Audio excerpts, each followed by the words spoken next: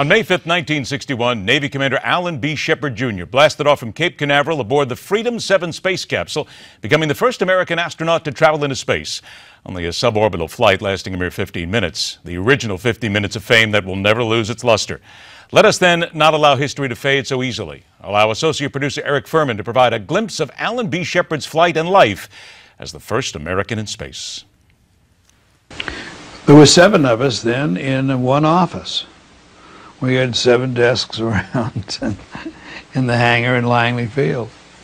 And Bob walked in, closed the door, and was very matter of fact. So he said, Shepard gets the first flight, Grissom gets the second flight, and Glenn is the backup for both of these 2 suborbital missions. Any questions? This Redstone missile is the center of world attention as Commander Alan B. Shepard, Jr. watches some final preparations before the United States attempts to put its first man into space.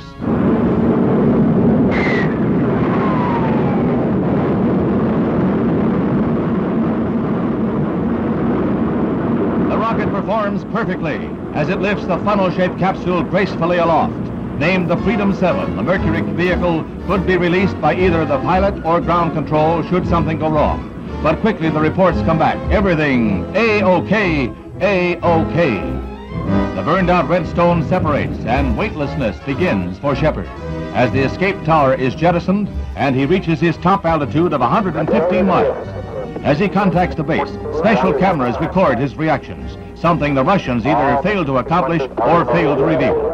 He now takes over operation of the pitch and roll of the capsule, thus becoming the first man to pilot a space vehicle. Fiberglass absorbs heat as he faces backwards on re-entry into the Earth's atmosphere. He then fires the retro rockets that slow the capsule's downward fall. At all times, he is in contact with ground bases, and 302 miles from takeoff, the space vehicle drops to the sea, where helicopters from the carrier Lake Champlain are poised for recovery. His historic flight lasted only 15 minutes, but its telling effect on an electrified world is unprecedented. The proof was here for all to see that a democracy dares pioneer without secrets, dares defy failure without censorship. The capsule carried more than Commander Shepard alone.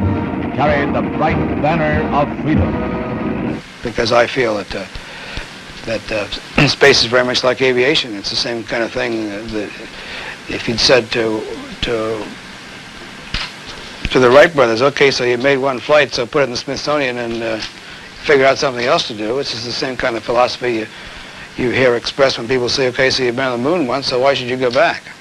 If all goes as scheduled, the crew of Apollo 14 will view this sight as they skim over mountainous craters preparing to land in the foothills of the moon's rugged Fra Mauro region.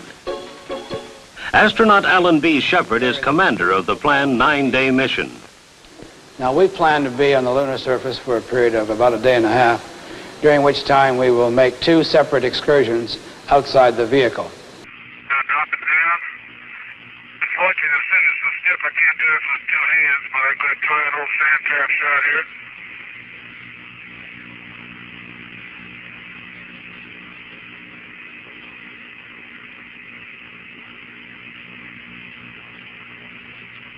You got more dirt than all the time. Some of the public still think we can go to the moon and not have problems. I think that's something wrong when you can't make progress and take risks of this sort in research without having some setbacks. A true pioneer indeed. I had a chance today to talk to somebody else who makes a historical mark as well.